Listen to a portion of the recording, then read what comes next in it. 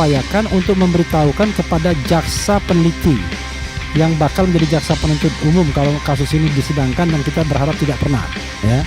Jadi ini juga akan berdampak pada penghentian kasus kalau seandainya argumentasi kita ini diterima. Kita tidak perlu repot-repot sidang. Lalu hari Jumat tuh ada yang itu sudah dikirim, wow sudah P21 lagi, sebentar lagi ada ditahan. Itu kalau orang ditranslasikan otaknya kayak gitu deh ya, sama ditranslasi sama dirotasi. Enggak ya, sama sekali enggak. Jadi kita hormat, kita mengapresiasi langkah dari Kejaksaan Tinggi. Kalau begitu Mas Roy, Dr. Tifa ingin kasus ini dihentikan. Iya jawabannya. Tetapi jangan salah, kami tidak meminta maaf, kami tidak meminta restoratif justice. Dalam KUHP yang baru, penghentian perkara itu bermacam-macam sebabnya, ada 10 yang terbaru.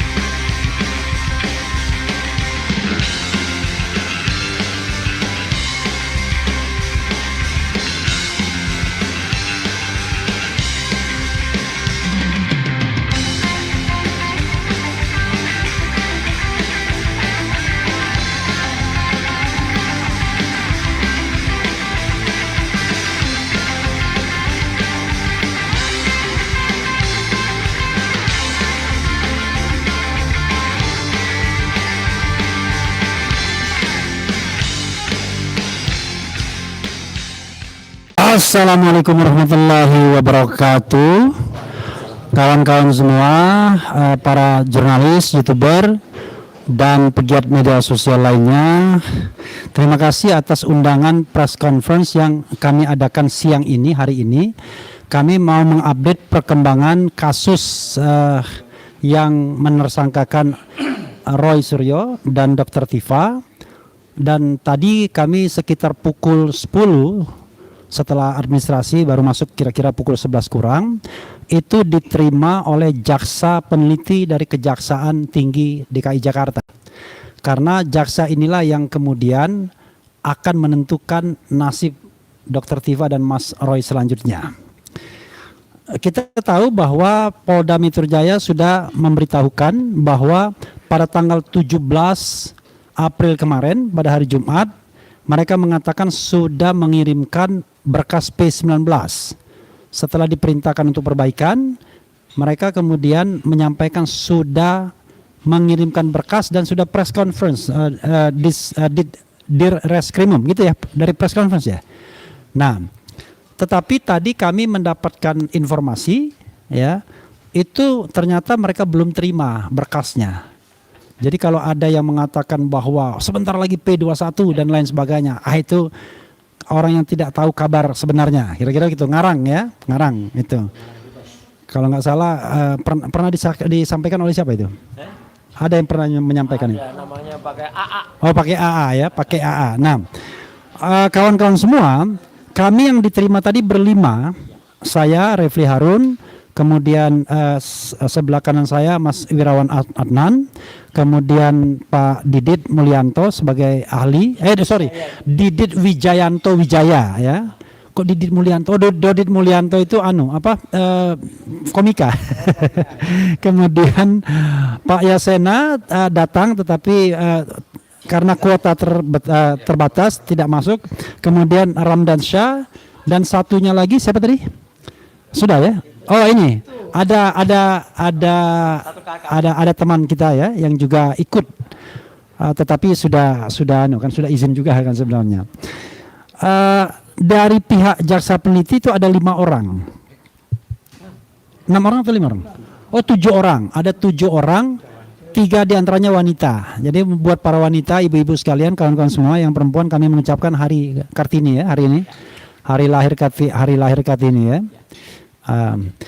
Dan pada kesempatan itu kami membacakan secara lengkap apa yang kami sampaikan sebagai sebuah keberatan dalam proses penanganan kasus ini. Akan kami sampaikan nanti highlightnya dan hal-hal lainnya.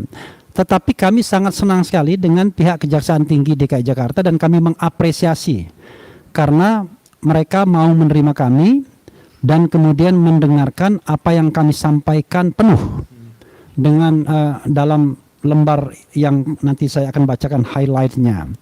Dan mereka juga welcome. Mereka mengatakan bahwa mereka bekerja berdasarkan SOP. Dan kemudian yang paling penting adalah mereka menerima apa yang kami sampaikan dan akan mempertimbangkannya, mereka akan mendiskusikannya. Dan mudah-mudahan ini adalah kabar yang baik karena apa yang kami sampaikan ini sangat memperkuat posisi Mas Roy dan Dr. Tifa. Oke, saya akan sampaikan highlightnya. Surat ini tertanggal Jakarta 21 April 2026 hari ini ditujukan kepada Kepala Kejaksaan Tinggi DKI Jakarta untuk perhatian Asisten Pidana Umum pada Kejati DKI Jakarta. Jadi komunikasi kami kepada Aspidum ya. Perihalnya adalah permohonan untuk beraudiensi dari tim penasihat hukum Roy Suryo dan Dr. T. Fauzia Tiasuma dalam kurung Troya. Jadi Troya itu kami ya. Troya itu Tifa Royce Advocates ya, mengenai keberatan atas pelanggaran KUHAP yang dilakukan oleh penyidik dalam proses penyidikan. Nanti kita kasihkan ini, nggak apa-apa ya. Nanti kita kasihkan. Kemudian yang menandatangani surat ini 4 orang, saya Refli Harun, kemudian Wirawan Adnan, ini koordinator litigasi Troya, Ramdan Syah, penghubung dari Troya juga, penghubung dengan Kejaksaan Tinggi, dan Kombes Pol Purnawirawan Yaya Satya Negara yang juga tim Troya yang juga tim lawyernya Mas Roy Suryo. Seluruhnya merupakan advokat ya, tergabung dalam tim Troya. Nah, alasan-alasan yang kami sampaikan ya, bahwa sebagaimana telah diketahui publik, pengembalian berkas perkara P19 dari penyidik Polda Metro Jaya atas nama tersangka KRMT Roy Suryo Noto Diprojo dan Dr. T. Fauzia Tiasuma ke Kejaksaan Tinggi di Jakarta telah melampaui batas waktu yang ditentukan dalam KUHAP, Kitab Undang-Undang Hukum Acara Pidana, baik KUHAP lama maupun KUHAP baru. Tadi kami tidak mendapatkan kepastian apakah Kejaksaan Tinggi menggunakan KUHAP lama atau KUHAP baru dalam memproses kasus ini.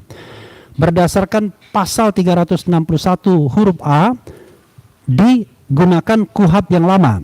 Tapi berdasarkan azas lex favorio, di mana kami juga ada perbedaan pendapat sedikit, itu bisa juga digunakan KUHAP baru. Dan ternyata Kejaksaan Tinggi tidak menegaskan apakah dia menggunakan KUHAP lama atau KUHAP baru. Tapi yang jelas, mau KUHAP lama maupun KUHAP baru, batas 14 hari untuk mengembalikan berkas yang harus diperbaiki itu sudah terlewati.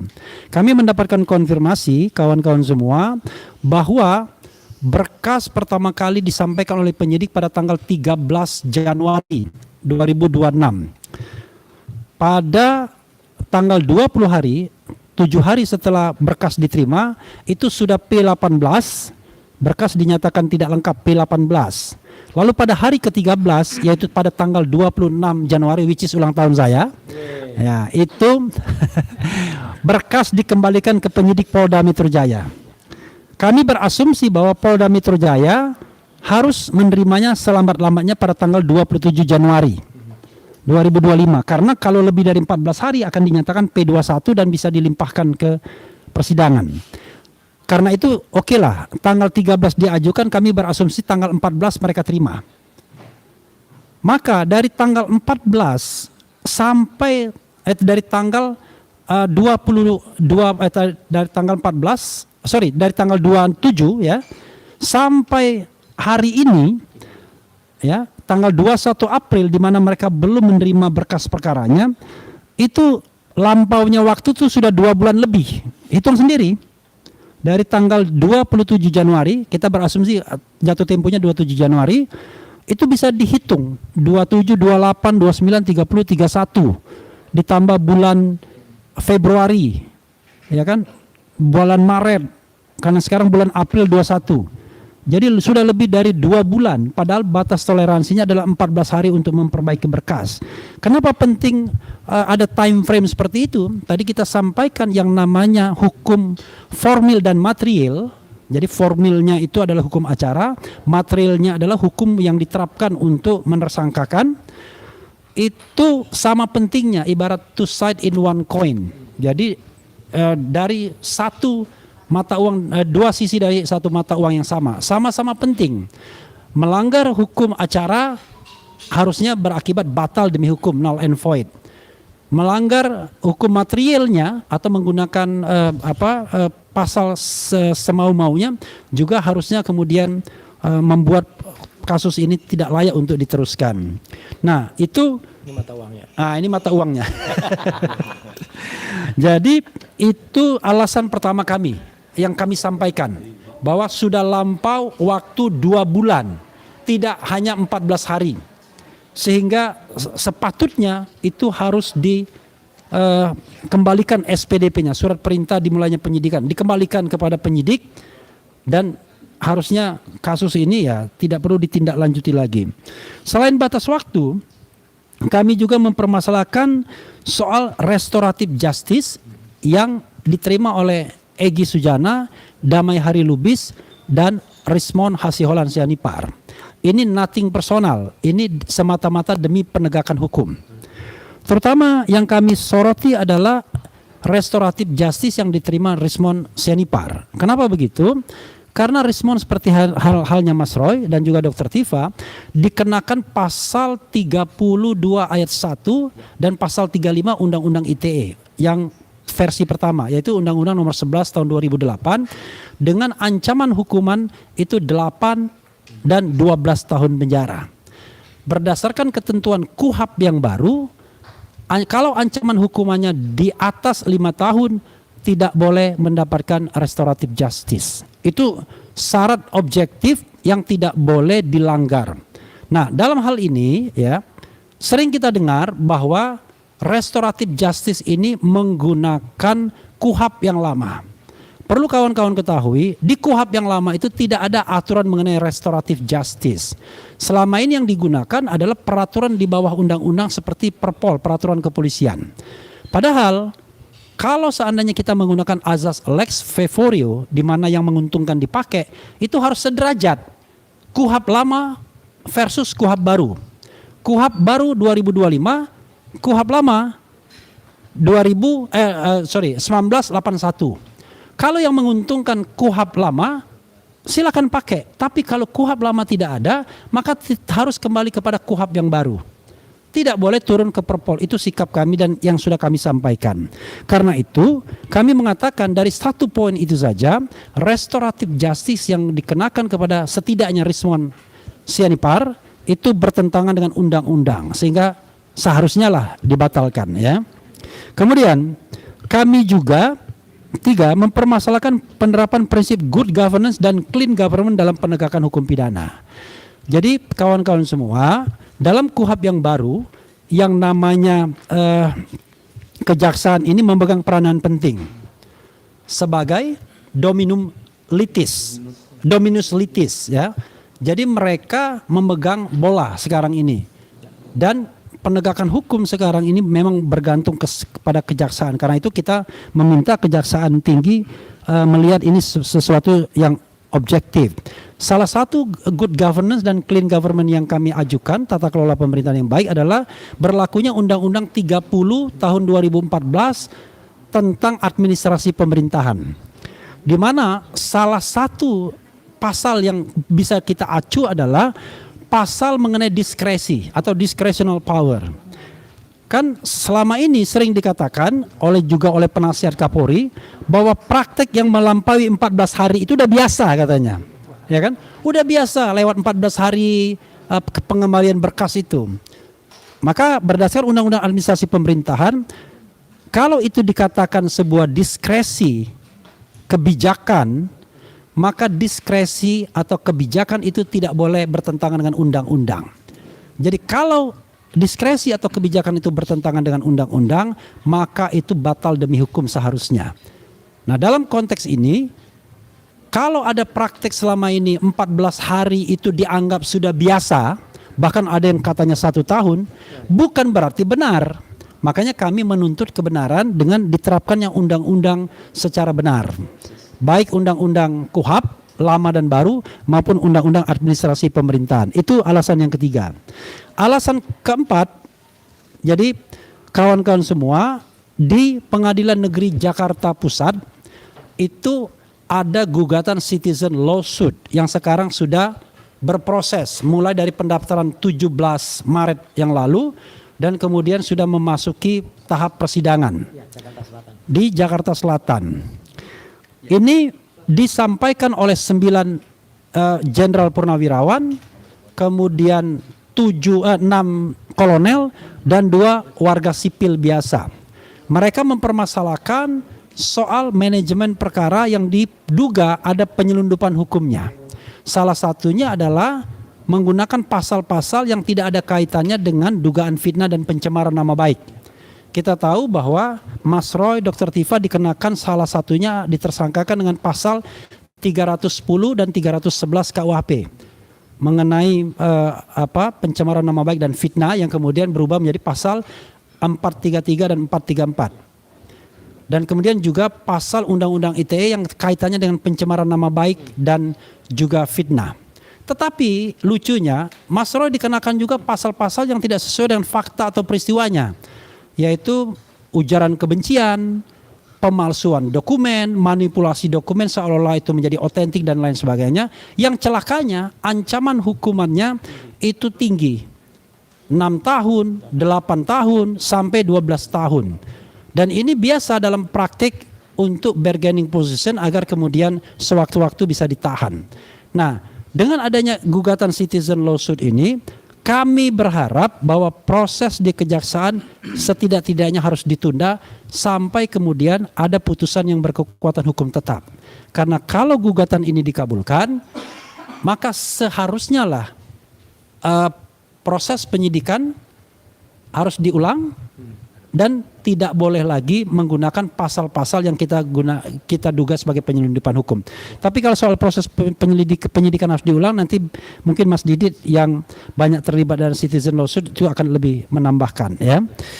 Kemudian yang kelima adalah kawan-kawan semua, from the beginning, dari awal, yang namanya proses penyelidikan dan penyidikan yang dilakukan oleh Polda Metro Jaya itu sudah bertentangan dengan Undang-Undang tentang Perlindungan Saksi dan Korban, Undang-Undang 31 tahun 2014. Kami sampaikan juga tadi kepada pihak jaksa peneliti pada Kejaksaan Tinggi DKI Jakarta. Kenapa begitu? Karena pasal 10 Undang-Undang itu kurang lebih mengatakan yang namanya pelapor, korban, saksi atau saksi korban itu tidak boleh digugat baik secara perdata maupun pidana atas laporan atau kesaksian yang sudah akan sedang diberikannya. Jadi baik past tense, present, ya, maupun future. Dan Mas Roy, Dr. Tifa itu sudah diminta dan diterima sebagai saksi yang akan diajukan oleh tim pembela ulama atau TPUA yang melakukan atau mengajukan mengajukan bahwa ada laporan tentang tindak pidana yang dilakukan oleh mantan Presiden Jokowi, yaitu pemalsuan dokumen yang disampaikan pada tanggal 9 Desember 2024. Tetapi belum lagi itu selesai prosesnya, tiba-tiba Polda Metro Jaya sudah memproses pengaduan Jokowi. Padahal itu masalah belum selesai, baru dinyatakan selesai pada tanggal 22 Mei. Tanggal 30 sudah berproses. Jadi kami menganggap ini bertentangan dengan undang-undang tentang perlindungan saksi dan korban, di mana seharusnya saksi, pelapor, korban tidak boleh digugat secara pidana dan perdata. Termasuk tentu saja tidak boleh ditersangkakan, tidak boleh diproses penyelidikan dan penyidikannya sebelum kasus yang dilaporkan atau yang di mana dia akan memberikan kesaksian itu telah berkekuatan hukum tetap. Atau setidak-tidaknya sudah dihentikan. Ini belum dihentikan, mereka sudah diproses untuk dijadikan tersangka pada tanggal 7 November, beberapa bulan setelah pengaduan dari pihak Pak Jokowi. Kawan-kawan semua, itu yang dapat saya sampaikan. Mungkin ada beberapa detail pertemuan tadi yang bisa disampaikan atau diingatkan oleh teman-teman sekalian. Tetapi sekali lagi, kami sangat menghargai Kejaksaan Tinggi yang sudah menerima kami.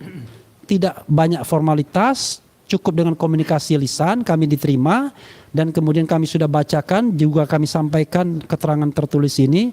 Mereka kemudian berjanji untuk mempertimbangkannya dengan sungguh-sungguh dalam proses meneliti berkas selanjutnya. Dan yang paling penting adalah ternyata setelah kami konfirmasi, berkas itu belum teradministrasi di Kejaksaan Tinggi. Jadi kalau konferensi pers itu barangkali baru maksud menyampaikan tetapi belum teradministrasi. Kita tidak tahu di mana barang itu disampaikan, apakah salah alamat atau tidak. Itu saja. Mungkin ada yang mau ditambahkan, Pak Didit dulu ya, atau Mas Wiran Adan. Pak Didit, oke silakan. Ya. Silakan. Oke. Ya. Baik, terima kasih Bang Refli, Mas Roy dan semua di sini. Jadi tadi saya ikut hadir sebagai ahli atau narasumber.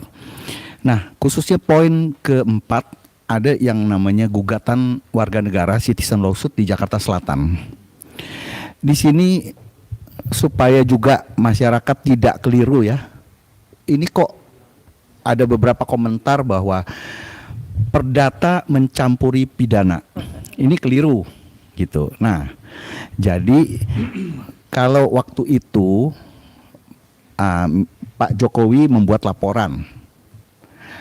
Nah, ketika membuat laporan, saya tadi jelaskan kepada jaksa, kami tidak mencampuri, gugatan ini tidak mencampuri, tapi melihat pada saat laporan dibuat, ada narasi peristiwanya. Narasinya apa? Nah, saya pun sebagai ahli ketika diperiksa dalam perkara pidananya Mas Roy, jadi di sana jelas ada video-video dan sebagainya yang mengatakan bahwa Pak Jokowi merasa dihina sehina-hinanya, direndahkan serendah-rendahnya. Artinya apa? Yang jadi masalah adalah pencemaran nama baik, apakah itu melalui fitnah atau pencemaran nama baik biasa. Namun ada beberapa pasal, yaitu pasal yang khususnya kita fokus di 32 ayat 1 dan 35 Undang-Undang ITE. Nah, saya bilang coba dilihat karena saya hadir juga pada saat gelar perkara tanggal 15 Desember. Di sana tidak ada narasi dari laporan itu. Jadi kita tidak bicara soal material. Kita nggak masuk ke sana. Nah, pada saat membuat laporan harusnya ada narasi di laporan itu. Itulah namanya manajemen penyidikan yang benar, karena ada tim konseling waktu menerima laporan. Jadi jangan narasinya adalah peristiwa penipuan atau penggelapan, tapi pasalnya terselip pasal pembunuhan. Nah, kan repot itu. Jadi harus apa yang diterapkan pasal-pasalnya adalah sesuai dengan peristiwanya yang dibuat laporan, narasi-narasinya. Itu aja sebenarnya gugatan citizen lawsuit. Nah, ketika gugatan ini dikabulkan, artinya pasal-pasal itu kalau diterapkan ada unsur melawan hukumnya. Saya tadi sampaikan, kalau demikian alangkah bijaknya seharusnya penegakan hukum sesuai dengan pasal 139 KUHP yang baru atau pasal 81 KUHP yang lama. Dan kalau kita melihat perma, itu perma itu ada nomor 1 tahun 56 dan nomor 4 SEMA nomor 4 tahun 80 mengatur apabila ada perselisihan prajudisial maka pidana ditunda baik daluarsanya maupun penyidikannya. Nah, seharusnya demikian. Coba dibayangkan kalau seandainya sudah masuk ke dalam surat dakwaan, misalnya kemudian ada 6 pasal. Nah, itu kan repot. Ternyata gugatan citizen warga negara ini dikabulkan. Artinya ada 4 pasal harus rontok itu di sana karena tidak ada narasi. Jadi bukan masalah pengembangannya, tidak ada narasinya di waktu membuat laporan. Nah, jadi kita tidak menyoal pemeriksaannya, penyidikannya, tidak. Waktu menerima laporan tersebut, itu yang pertama. Kemudian tadi saya sampaikan juga pada saat itu ada surat dari Polda yang diterima tanggal 30 Maret. Ada perubahan pasal. Jadi dari Polda dikirim ke Kejaksaan Tinggi. Di sana setiap terlapor atau tersangka diberikan tembusan. Jadi kita bisa baca. Jadi pasal-pasal yang dikenakan itu berubah menjadi, nah ini anehnya, menjadinya harusnya kan tadinya kan 310 311 itu berubah menjadi tetap 310 KWP, dan 434 itu kan sebelumnya kan 311. Nah itu saya ingatkan kepada tim kejaksaan ya, jaksa peneliti, tolong dilihat itu suratnya. Kemudian di sana ada beberapa pasal, yaitu 242 KWP baru, 243 KWP baru, 246 KWP baru. Kalau 246 itu perubahan dari pasal 160 KWP. Tapi 242 itu adalah pasal di mana ujaran kebencian secara offline, 243 secara online, cyber. Nah, 243 ini seharusnya menjadi perubahan dari pasal 28 ayat 2 Undang-Undang ITE. Nah, di sini menarik. Kita temukan dari tim Troya menemukan, kemarin kita saling berdiskusi. Jadi pasal 28 ayat 2 Undang-Undang ITE pada undang-undang terakhir ada undang-undang tahun 2019. Tadi saya sampaikan, tolong dikaji oleh kejaksaan. Itu dinyatakan dalam KWP baru dirubah menjadi pasal 243. Nah, KWP tahun 2023. Undang-undang yang dirubah adalah tahun produksi 2019. Tiba-tiba 2024 pasal 28 ayat 2 ini dilahirkan kembali di Undang-Undang ITE. Nah, sekarang dengan isinya, kontennya yang berbeda, unsur-unsurnya. Jadi ini pertanyaannya adalah, sebenarnya kalau dikenakan pasal 28 ayat 2 Undang-Undang nomor 2000 Undang-Undang tahun 2019 yang sudah berubah 243 sebagaimana tertera dalam surat panggilan, pemberitahuan dan sebagainya, artinya apa? Sudah tidak sah. Dan ini timbul problematika yang baru karena ada, ya maaf ngomong, kita bicara ada anak haram di sini. Anak haram yang tahun 2024 lahir. Karena sebenarnya pasal tersebut sudah dinyatakan dicabut. Bagaimana dia bisa lahir kembali? Nah, ini problematika yang baru sebenarnya. Nah, itu tadi kita minta kaji. Surat itu apakah dapat diterima sah?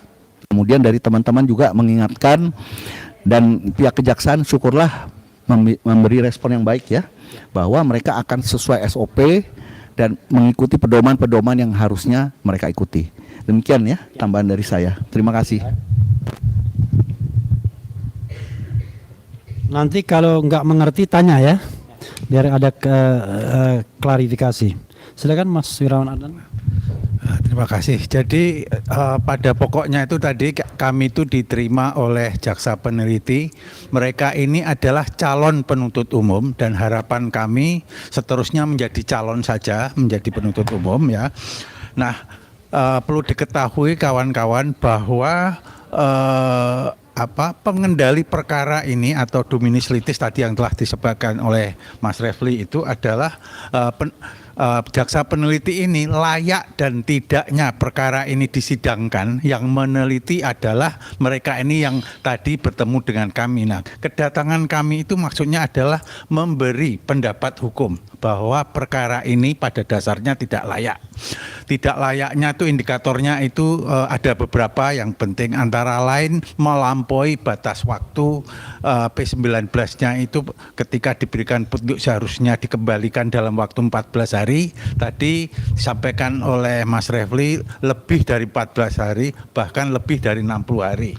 Jadi menurut pendapat kami inilah indikator sebetulnya tidak layak disidangkan, no case ya, sebetulnya penyidik itu no case. Jadi pengendali perkara ini adalah bukan bukan penyidik, cuma hanya yang ingin kami sampaikan adalah pengendali perkara ini adalah jaksa peneliti. Kalau menurut penelitian mereka ini perkara tidak layak, ya dikembalikan. Nah, tadi kedatangan kami mengisyaratkan bahwa ada keyakinan itu ya untuk dikembalikan, dan tadi juga Mas Didik juga menyampaikan bahwa perkara ini juga antara lain kalau tidak dikembalikan adalah untuk ditunda, karena menurut asas prejudicial gesell tadi ya, dan atas dasar asas ultimum remedium, kalau ada perkara itu perkara pidana itu adalah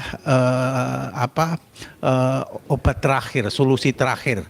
Perkara perdata harus diselesaikan lebih dulu, dan saat ini sedang ada perkara perdata perihal yang sama di Pengadilan Negeri Jakarta Selatan dan juga di Pengadilan Negeri Surakarta yang masih belum memperoleh kekuatan hukum yang tetap. Begitu. Terima kasih, Mas Refli. Oke, silakan Ramdan mungkin mau menyampaikan sesuatu tambahan. Cukup.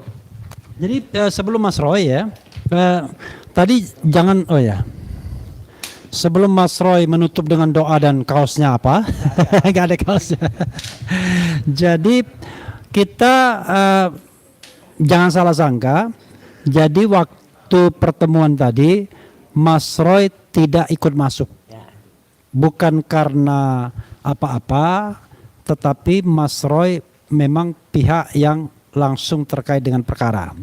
Kalau kami advokat ini penegak hukum, jadi advokat berdiskusi sama jaksa, sesama penegak hukum itu sesuatu yang tidak dilarang, ya. Karena itu Mas Roy sebagai pihak yang berkepentingan tidak ikut, jadi menunggu di luar. Yang kita bicarakan itu adalah bagaimana menegakkan hukum formilnya, terutama prosedur itu, SOP itu dipatuhi, itu satu.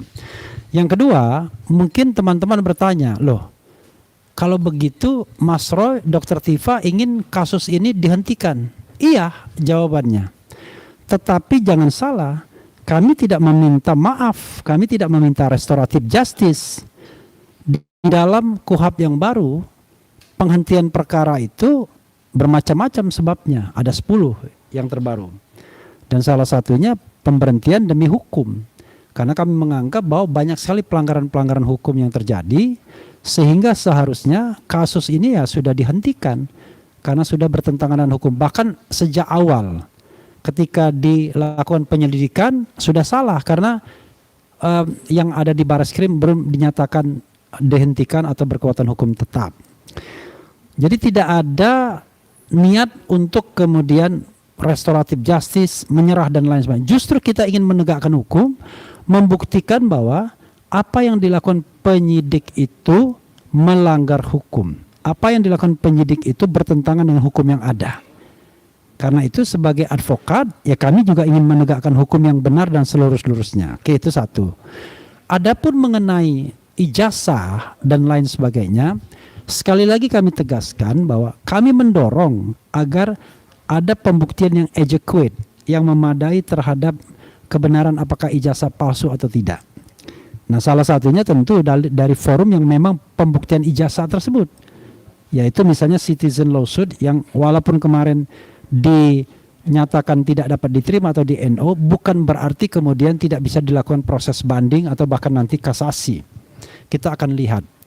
Dan bukan tidak mungkin juga nanti ada pengaduan-pengaduan yang terkait dengan laporan baru, laporan pidana baru yang dilakukan oleh mantan Presiden Jokowi bahwa yang bersangkutan sudah melakukan pelanggaran hukum pidana yang nyata dengan ditemukannya fakta-fakta atau bukti-bukti baru melengkapi bukti-bukti sebelumnya.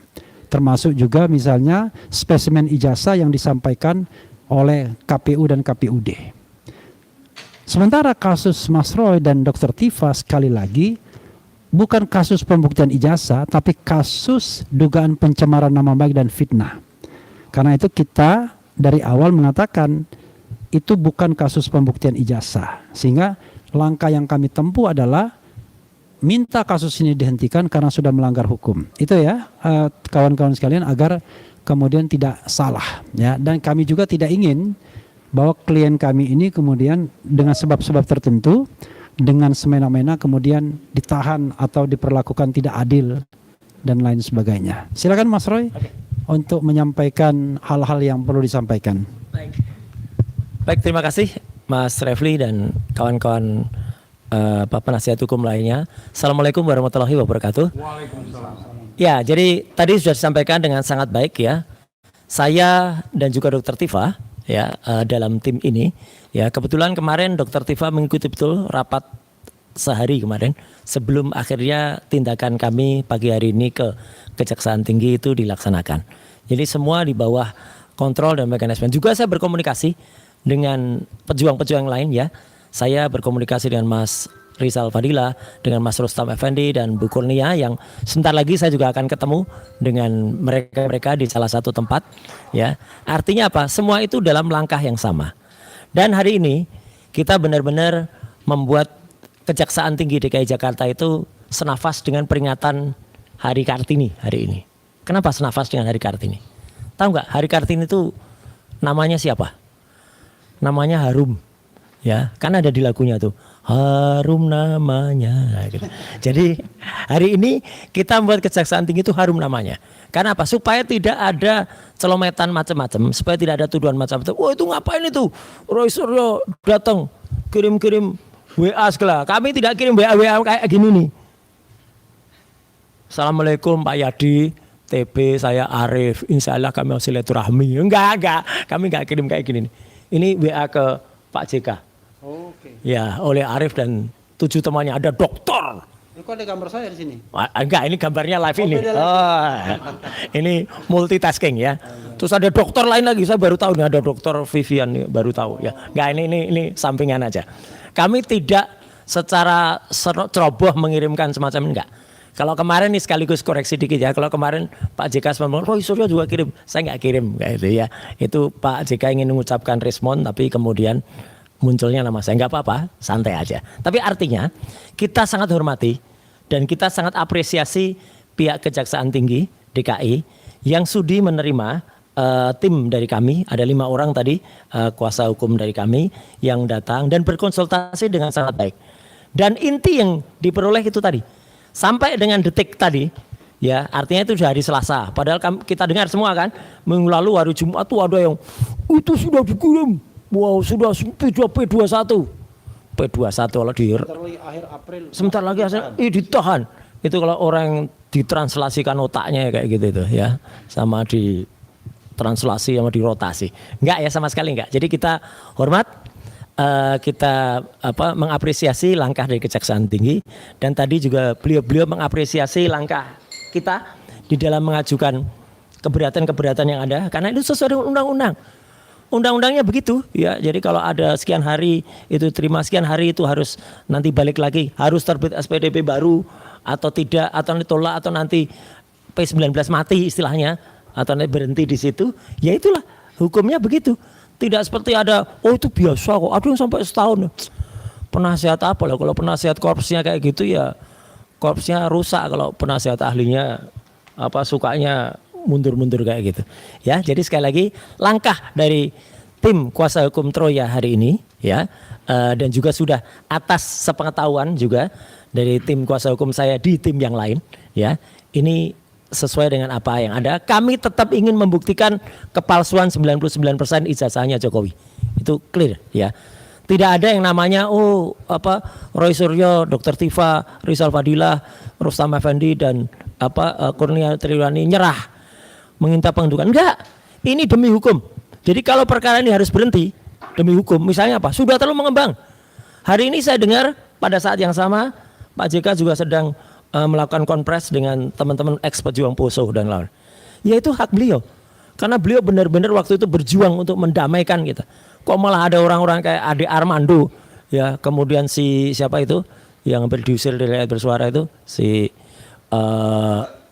janda itu ya, Abu Gosok itu ya, itu kemudian yang dilaporkan, silakan kalau itu dilaporkan ya.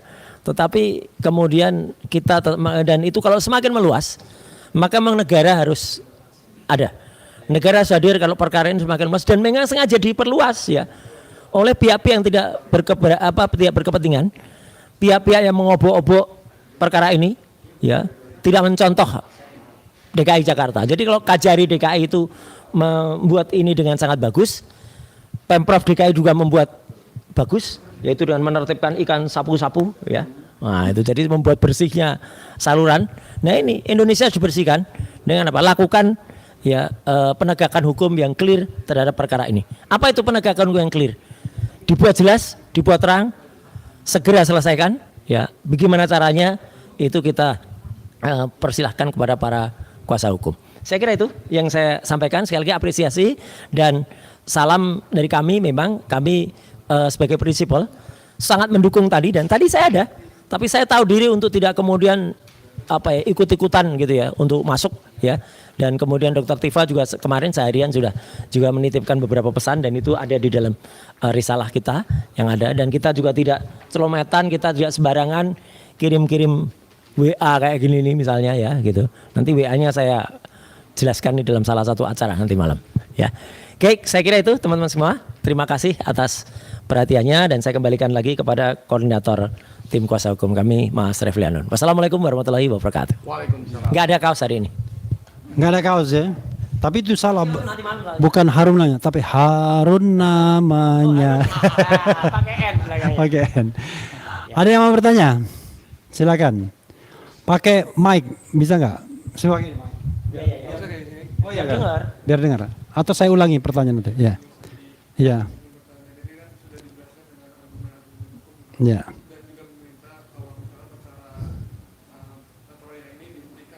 Ya. Demi hukum.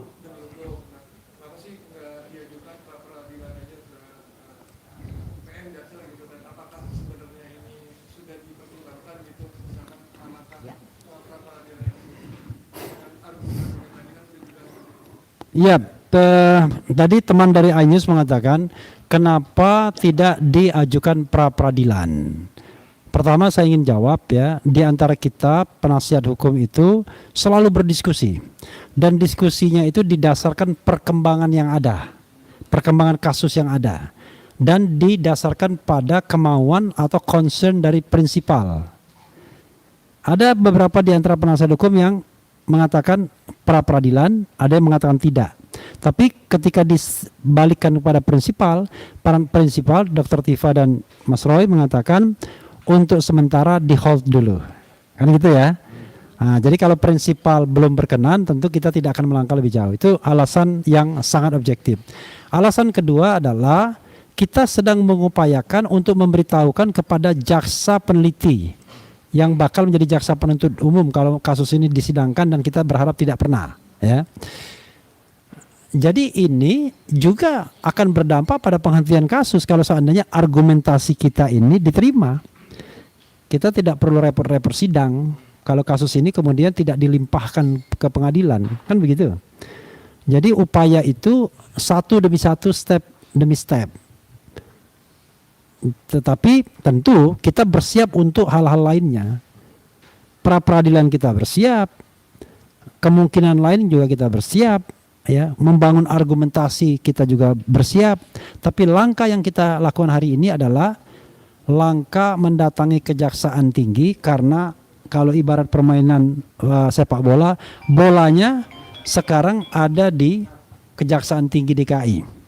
Karena bolanya ada di mereka, dan mereka punya kewenangan untuk menyetop kasus ini sebagai dominus litis tadi. Dari hakim praper itu. Ya, maka kemudian tentu kami menjadikan itu sebagai option pertama dulu, gitu ya. Jelas kan? Gitu. Oke, ada lagi ya. Ya, silakan, Mbak. Terhadap penjelasannya ada yang mau menambahkan nggak? Cukup lah. Cukup ya? Oke, silakan. Silakan, Mbak Buru. Ya.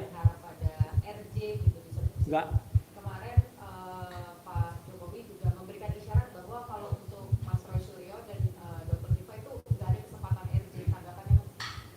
Oke. Ini Rosyuro itu yang ini apa yang ini? Oh, yang ini.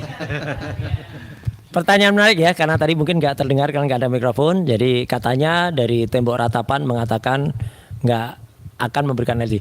Siapa yang minta RJ ke sana? Nggak sama sekali. Dari awal RJ itu tidak ada, kalau dalam bahasa daerah saya, sak kuku ireng pun ya. Jadi sekuku kecil hitam itu nggak ada sama sekali kita minta RJ. RJ itu tidak menang ya. RJ itu kalah. RJ itu menyerah kalah. Restorasi. Jadi bagi sahabat-sahabat kami yang melakukan RJ terserah. Tapi mereka tidak menang. Mereka justru kalah. Kalah total ya. Kalah sekalah-kalahnya, sehina-hinanya. Jadi kami nggak akan RJ. Ada satu pendapat hukum kawan saya juga sih sebenarnya, mantan Kompolnas yang juga bilang RJ adalah penyelesaian terbaik. Enggak. Kami masih sangat kreatif untuk bisa menemukan jalan yang lain. Maka waktu itu kita tempuh jalan dari MK. Meskipun belum diterima karena ada yang kurang pas, nggak apa-apa. Kita nanti masukkan lagi. Dari citizen lawsuit ya. Terakhir harusnya NO itu kan di awal ya. Need overclock itu kan harusnya di awal.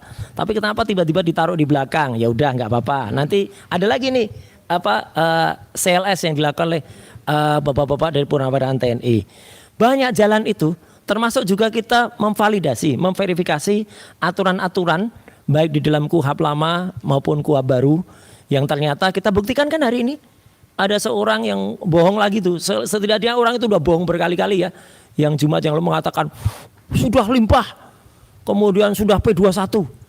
Loh P21 yang berkehendak melakukan P2 yang berwenang melakukan P21 saja tadi mengatakan kami belum menerima berkasnya kok. Kok yang sana sudah memastikan P21 itu gimana gitu loh. Jadi artinya kita itu menerapkan hukum itu dengan benar, dengan detail. Kenapa saya sedikit tambahan. Kenapa tidak kami melakukan praper ya atau pra peradilan? Praper itu hanya salah satu langkah. Dan praper itu pilihan ya. Tidak mesti harus praper. Karena praper itu misalnya menggantungkan perkara ini di bawah satu hakim tunggal dengan waktu pemeriksaan yang hanya seminggu. Apa rela perkara yang panjang ini yang sudah setahun diperkarakan, dilaporkan dan kasusnya sudah hampir 13 tahun hanya diputus selama seminggu oleh seorang hakim tunggal praper? Enggak. Kita enggak akan mempertaruhkan hal semacam itu. Kita akan taruh nanti kalau misalnya ini dipertaruhkan di sidang yang benar. Tapi sidang yang benar pun itu pun sidang untuk pengujian ijazahnya. Ijazah itu adanya di CLS. Jangan salah. Bukan di sidang pencemaran nama baik yang terus-menerus katanya dilakukan dan saya akan bawa ijazahnya. Bohong itu. Enggak ada itu. Berkali-kali sudah ada kesempatan untuk membawa ijazahnya, enggak pernah dibawa kok. Gitu. Jadi artinya sekali lagi saya jawab ya bahwa untuk RJ ya kalau bahasa anak muda sorry Mac gitu ya. Kita enggak akan RJ ya. Itu ya. Ya enggak usah nawar-nawarin RJ lah gitu. Enggak usah juga desak-desak, enggak usah nawarin umroh, enggak usah desek-desek kami sampai ke kamar kecil. Mau RJ enggak gitu ya. Atau enggak usah nawarin macam-macam. Ya, enggak ada sama sekali soal itu. Ya, terima kasih. Iya. Oh, dikit Pak Didit, silakan. Masalah praper ya. Iya, masalah praper. Jadi begini, saya lengkapi ya pertanyaan yang masalah praper. Tadi Pak Refli kan alasan saat ini tidak mengambil langkah-langkah pra peradilan. Kemudian seperti tadi juga Mas Roy bilang, apa iya tidak rela lah selama 7 hari dikorbankan dengan ketidakpastian apakah bisa dikabulkan atau tidak praper. Nah, saya lengkapi. Jadi gugatan CLS ini bukan praper, bukan pra peradilan. Gugatan CLS ini adalah mengenai penyeludupan pasal. Karena ada pasal yang waktu dilaporkan peristiwa yang dibuat di dalam laporan polisi itu tidak sesuai dengan pasalnya. Nah, jadi Polda ini diminta melakukan koreksi bahwa nanti harus juga terbit aturan yang tidak lagi membolehkan adanya penyeludupan pasal. Kalau dikabulkan, berarti ada 4 pasal yang jadi masalah yang bersifat melawan hukum. Pasal 27A, pasal 28 ayat 2 Undang-Undang ITE, pasal 32 ayat 1, pasal 35 Undang-Undang ITE. Nah, pertanyaannya, apakah setelah dikabulkan oleh CLS, kemudian 4 pasal itu akan rontok dengan otomatis? Tidak. Jadi perdata tidak bisa mencampuri pidana. Jadi apa manfaatnya? Nah, setelah gugatan CLS ini dikabulkan sampai inkrah, barulah kita praper. Itu ada kepastian. Jadi 4 pasal itu berarti benar-benar dinyatakan sebagai pasal selundupan, artinya baru kita praper. Kita tidak lagi seperti Mas Troy bilang tadi mengorbankan 7 hari dengan satu hakim tunggal, kemudian kita mengorbankan semuanya dengan ketidakpastian. Tapi kalau sudah itu akan menjadi kepastian hukum. Karena putusan pengadilan CLS mengakui dan mengabulkan ada 4 pasal yang diselundupkan, artinya kita praper untuk dirontokkan itu 4 pasal. Ya. Nah, jadi kita jangan sia-sia melakukan tindakan-tindakan yang tidak jelas kadang-kadang. Ya, itu aja. Terima kasih. Terima kasih. Jadi kesimpulannya untuk praper tadi ya, kita tentu menunggu timing, waktu. Ada kondisi-kondisi tertentu di mana kita pasti akan mengajukan praper. Saya tidak mau menyebutkan kondisi tertentu apa, karena tidak bagus kan, the worst skenario-nya. Tetapi untuk hari ini, untuk saat ini kami masih belum melihat kondisi itu, karena kami masih bisa beraudiensi dengan Kejaksaan Tinggi dan itu merupakan prioritas pertama. Ya, oke. Ada lagi yang mau bertanya? Oke. Cukup ya? Ya, terima kasih. Oke, terima kasih. Mudah-mudahan ini bermanfaat. Mau doorstop silakan. Tetapi yang paling penting adalah kami berbahagia hari ini. Mudah-mudahan ini pertanda baik terus-menerus ya. Ya, amin. Bahwa harapannya bahwa kasus ini betul-betul dihentikan dan SPDP-nya dikembalikan, dan kemudian nanti energi Mas Roy, Dr. Tifa bukan lagi dikejar tapi mengejar ijazah palsunya, kan begitu. Terima kasih. Wassalamualaikum warahmatullahi wabarakatuh.